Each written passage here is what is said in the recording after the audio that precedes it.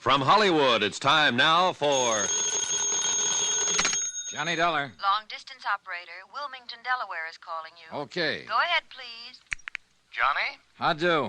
Well, this is Don Freed. What's happening there? Your expenses are running away up, and we haven't gotten a report from you. I've been too busy. What's that supposed to mean? That's supposed to mean that the tip I got was good and it was bad. Yes, Gloria Tierney, 1231 East 57th Street, had a mink coat that was stolen from the Todd estate. No, she didn't tell me much about it because she got herself shot down on the street last night.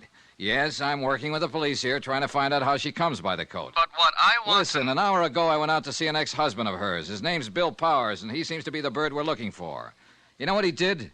He cried and blubbered all the way down to the morgue. And he's in there right now making a positive identification.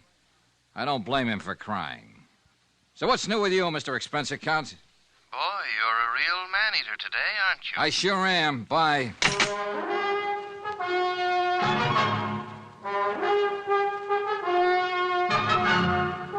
Tonight and every weekday night, Bob Bailey in the transcribed adventures of the man with the action-packed expense account, America's fabulous freelance insurance investigator. Yours truly, Johnny Dollar.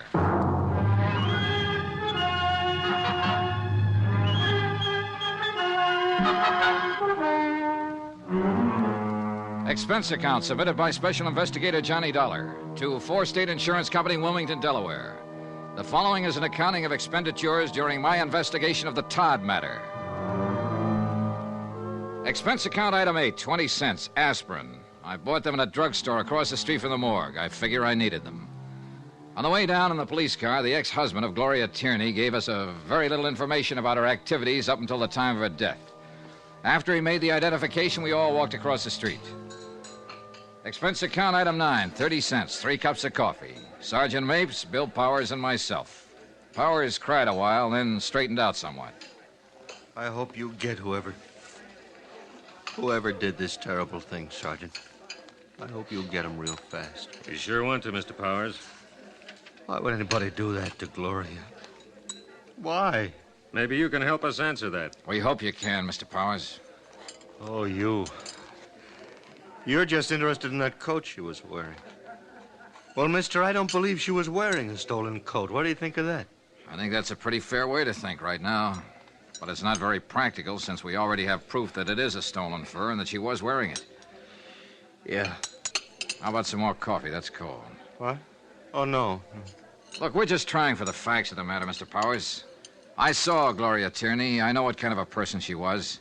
We have to start somewhere. You can understand that. Yeah, I suppose so. Now, you told us you saw her last week for a drink. Have you been seeing her right along? Yeah, sure. Even though you were divorced a year or so ago? Yeah. Did you know she's been going with someone else, too? Yeah? Bill? Yeah. Bill Chambers. That his name, Bill Chambers? Well, yeah, I don't know him, but she talked about him a lot. Here. Take a look at this picture. Is this him? Yeah, that's him. I thought you knew. You're sure this is him? Oh, sure. The picture was in her apartment. I've seen it there. One day I asked her who he was, and Gloria told me about him. Well, what did she tell you about him? She just said she was going out with him. Oh, she told me that he asked her to marry him. She said he had a lot of money. Anything else? Oh, I don't know. Did she happen to mention where he works? No. What kind of work he does? No.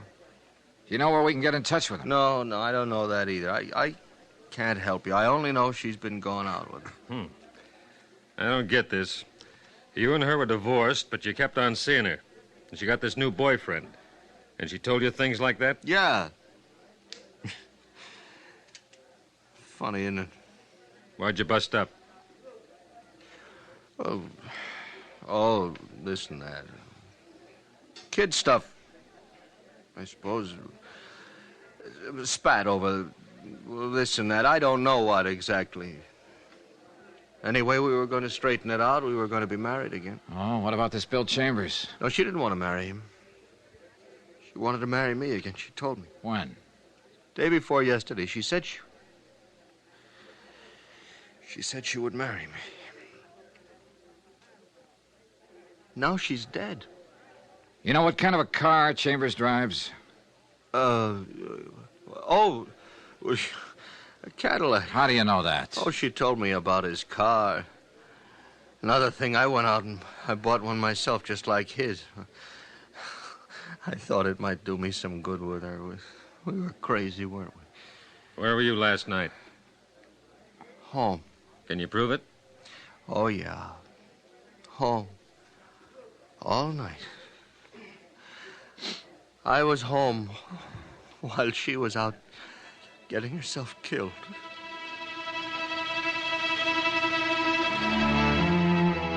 The name William Chambers was checked through the New York police files.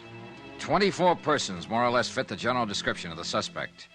It took 2 days for Sergeant Mapes and his men to track down all the leads. Neither Mrs. Stromberg or Bill Powers could identify any of them. An all-points bulletin was issued describing the suspect in his car. Same results, nothing. On the third day, the pawn shop detail turned up 2 items that had been taken in the Todd burglary. There they are, Johnny. Uh-huh. Watch and a ring. Todd lost a watch and a ring with a lot of other stuff. Case numbers in the watch check out. The ring's engraved. Uh-huh, yeah. Where were they picked up? Shop on 3rd Street. The proprietor bought them yesterday. A man who signed the buy book used the name James Agenian. Phony? Yeah. Gave an address on Polk Street. That was phony, too. We got a good description from the proprietor. Fits Chambers right down the line. Oh, then he was still in town yesterday. Yesterday, yeah. But this stuff's been on the hot sheet for a long time. If he's had any experience at all, he knew he was taking a chance trying to unload it. Probably trying to raise money to get out of town. What I was thinking. Well, if he keeps on trying to raise money and unload all these things, I'll have all the loot back. If he keeps on trying, we'll keep on trying. Johnny, we're going to get this baby. Sergeant Mapes. Where? Okay. He does need money. Huh? They found his car. Used car lot up in the Bronx. He sold it at 10 o'clock this morning.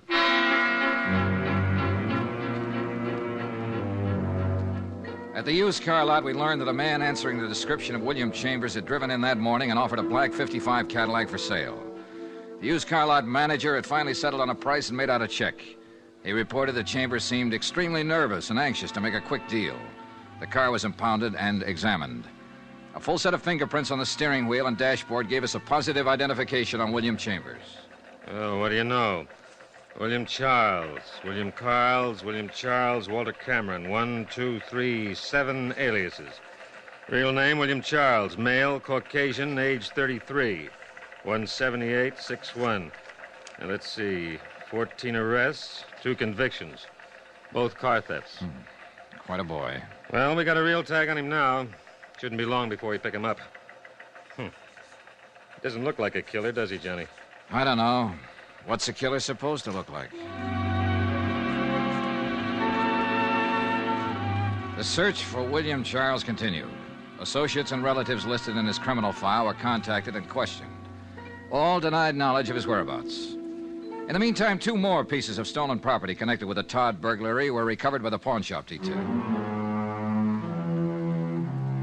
Expense account item 10, $3, 1 telegram to 4 State Insurance in Wilmington, explaining our progress in the case and listing the recovered items.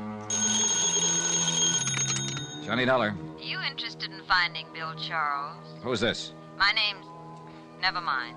Do you want him or don't you? Sure, I want him. I'm at Shroff's Restaurant on 42nd off Broadway. Can you meet me? Yeah. 15 minutes. I'm in a gray suit, pinstripe. I'll be sitting alone. I'll watch for you. Expense account item 11, 75 cents, cab fare, from my hotel to Shroff's Restaurant. A small, pretty brunette woman in nice clothes was seated at a table all alone. She looked more like a housewife on a shopping tour than someone who might be connected with a bandit and a killer. Sit down, Mr. Dollar. Okay, sure. There's a reward posted for William Charles, isn't there? For that Todd matter? That's right, $5,000. Well, I get it if I turn him over to the police. Not all of it. Half of it goes to an ex-convict who tipped me off in the first place. Half? Yes. You don't seem very anxious to get him. Oh, we're anxious. But that's the way it is. This other half of the $5,000 is spoken for. I want to get something else straight. What happens to me? What do you mean? I've known he had a part in that Todd matter for a long while. I haven't said anything. Does that make me a party to it or something? I don't know. Well, if this is going to get me in trouble, if I have to spend the money for lawyers to keep out of jail, I don't want any part of it. All right. My company will cover that part. Now, where's Charles? Not so fast. I better have something in writing. Something that says your insurance company will pay me a reward and give me help if I get in trouble. I'll talk to them. I'm thinking of the future. I'm going to have one once this is over. Are you? Yes. Yes, I am. Now, how long will it take you to arrange this? Oh, about an hour. I can do it by phone, I guess. That'll be fine. Who are you? Melva Charles. His wife? Yes, that's right. $2,500. Not much for a husband. He's not much of a husband. He was once, but then he had to give away a mink coat and spend time away from me. I see. I doubt it. You people hardly ever see anything. We try. You make the arrangements. I'll meet you again in, say, 2 hours. 2 hours. I gave her a 50-second start before I left the table. When I got out on the street, I was just in time to see her climb into a cab. I was trying to hail one to follow her when a black coupe pulled up to the curbing. Come on in, baby. Hey, Mapes. Get in, the light's changing. That is Melva Charles in that cab up there. Yeah, that's who she said she was. She wants to sell you her husband for the reward, doesn't she? Yeah. What's the delay? She wants to be sure she'll be handled right, the money and all. Say, how did you get in on this? Very dirty trick, baby. Everybody my men questioned about Charles mentioned your name, where you were staying, and what interest the insurance company had in this matter. Somebody was bound to look you up, especially Mrs. Charles. So we've kept an eye on you. Now, where are we, Sergeant? Her name was Melva Thaler before she married Charles. Her old man had a pot of money back in Minnesota. But she couldn't keep out of trouble and got herself disinherited. Money's always been her problem. Isn't it everybody's problem? Not the way it is with her. You should see her record. How much you offer her? Half. The other's spoken for. $2,500. Well, Charles is no good to her now. If he sticks his head out, he'll get caught. So she might as well cash in what she can on him. Nice people, huh? Swell. Uh-oh, she's leaving the cab. Get down to the corner and park. Can you see her? She went into the apartment building. Let's go. Which apartment, Johnny? Here we go. Right. Now where? Beats me. Just a minute. Johnny! Now, what?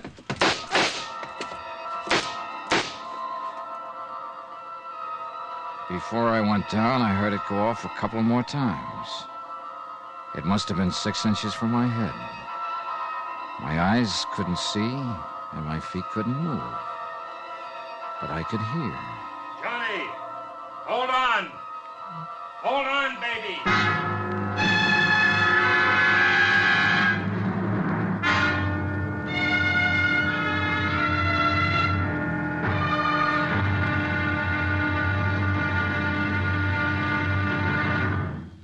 There'll be another exciting episode in our story of the Todd matter tomorrow. Tomorrow? Well, there are times when $75,000 worth of stealing isn't worth a plug nickel. Join us, won't you? Yours truly, Johnny Dollar.